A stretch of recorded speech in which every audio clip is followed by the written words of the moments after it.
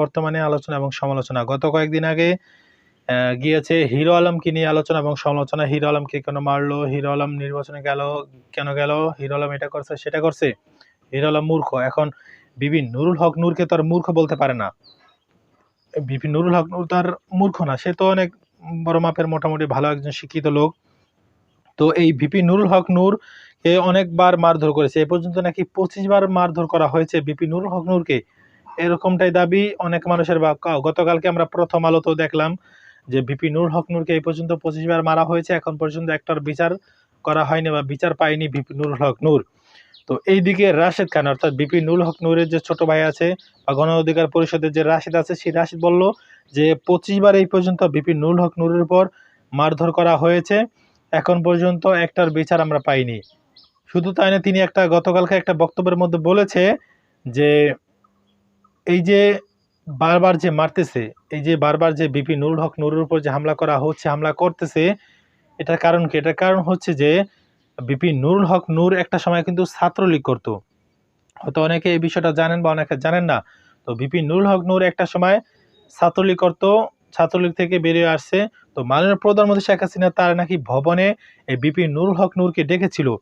তো সেখানে ডাকার পরে মাননীয় প্রধানমন্ত্রী শেখ হাসিনা তিনি নাকি বলেছেন যে বাবা তুমি ঘরের মানুষ ঘরে ফিরে আসো, ঘরের মানুষ ঘরে ফিরে আসো, অর্থাৎ তুমি আমাদের আগে যে ছাত্রলীগে ছিলা সেই ছাত্রলীগে ফিরে আসো, এরকম কথা বলেছিল নাকি আমাদের মাননীয় প্রধানমন্ত্রী শেখ হাসিনা।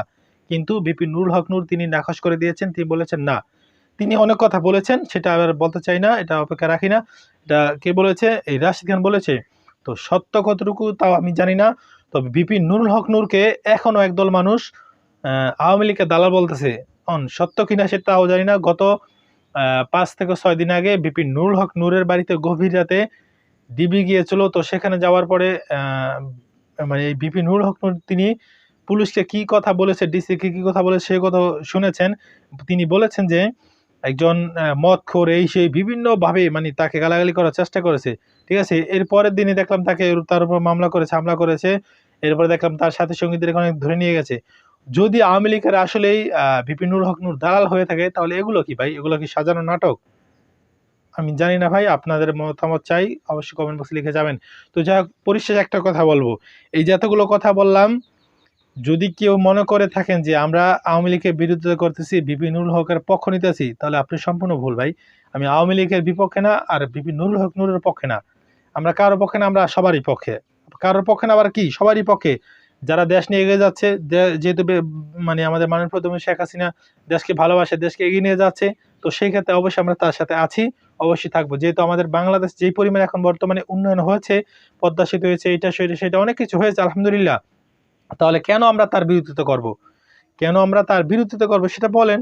বলা তো আমি মানে মানে অবকাশ রাখি না যে তার বিরোধিতা করাও।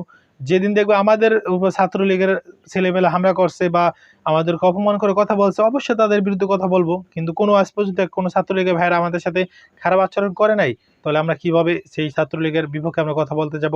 তো যাক ভাই, অনেক কথা বলে ফেলেছি, কথার মধ্যে ভুল ত্রুটি হলে ক্ষমার দৃষ্টি দেখবেন। ভিডিওটি ব্যাপক পরিমাণে একটু শেয়ার করে দিবেন, এই অনুরোধটুকু আপনাদের কাছে করতেছি। আল্লাহ হাফেজ।